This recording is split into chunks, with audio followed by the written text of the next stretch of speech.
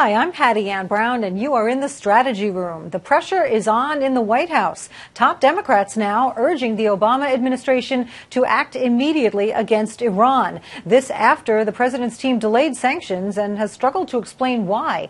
The concerns are only amplified by the conflict between Iran and Saudi Arabia. Joining us now with political analysis are Democratic strategist Ellen Ratner in D.C. and Republican Flip Pidot. Welcome. Thank you. Thank you.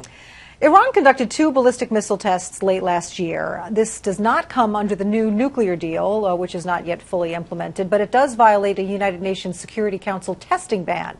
So last week, the administration announced it would impose sanctions against nearly a dozen companies and individuals, but it abruptly backed down, and lawmakers on both sides of the aisle are upset. A Republican Senator Bob Corker says he fears the U.S.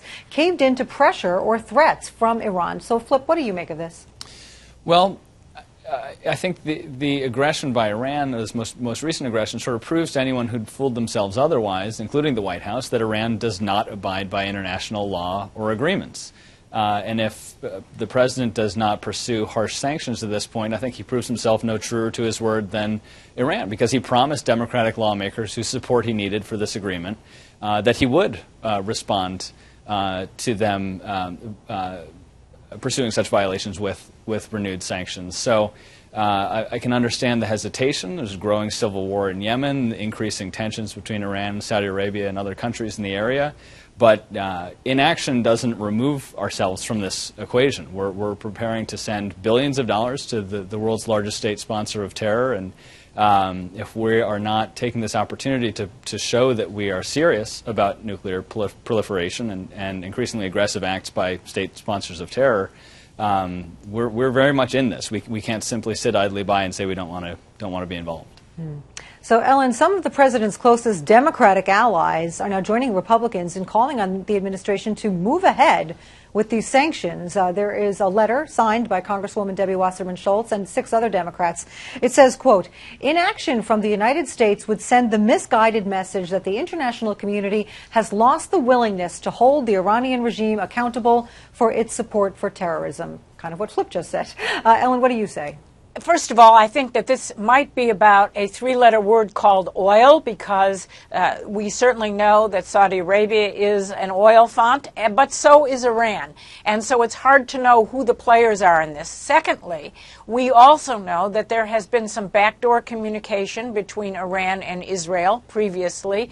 So I think that for us to comment or even know what is really going on behind the scenes here is very difficult, because I think this is being handled in a very sort of sub rosa way between various political allies and not allies in that area, and also with our own State Department. So I think it's impossible to know why the president isn't really moving forward on the sanctions. I suspect there's some other things going on. All right, let's go back to what Flip mentioned earlier. One of the Democratic signees to this letter to the administration is Congressman Jerry Nadler. Now, he withheld his support for the recent Iran nuclear deal until he got a personal assurance from President Obama that the United States was going to impose sanctions for non-nuclear issues like ballistic missile activity. So is the president backing down, Flip, on promises he made to secure support for the Iran nuke deal? It sounds like it if he doesn't move ahead with swift, harsh sanctions, which is what he said. It's sort of reminiscent of the Syrian red line. The more distinctly he says in advance, telegraphs what he's going to do, makes certain threats if certain lines are crossed, and then doesn't follow through with them, it not only sends a message to lawmakers on both sides of the aisle, it sends a message to Iran, who's contemplating, I'm sure, future belligerence. It sends a message to North Korea, who just this week tested a device that they claim is a hydrogen bomb, which we've not seen from North Korea yet.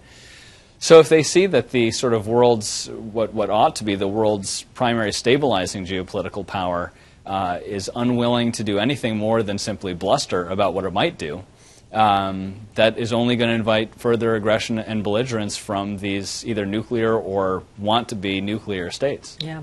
We should mention that this is a violation of United Nations law. It's international law. There are other countries involved here, Ellen, and also who could be sanctioning, et cetera. But I want to go back to the administration explanation for the delay. They say, quote, "We just have additional work that we need to do as the U.S. government before we would announce additional designations."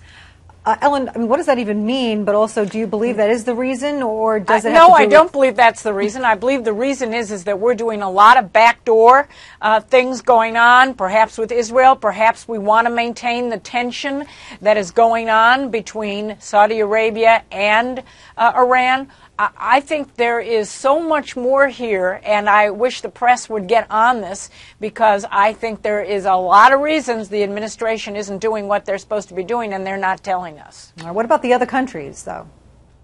Well, I mean, in terms of other countries, you mean Saudi Arabia or Yemen? What I actually meant was the international community saying, you know, we all have to stand up and not tolerate these violations. Well, okay, so you have the international community, but they're not even willing right now in the Security Council to go on with their sanctions in terms of North Korea, because Russia has veto power, and so Russia is allied right now with Iran, and that's a big problem because Russia is going to veto anything.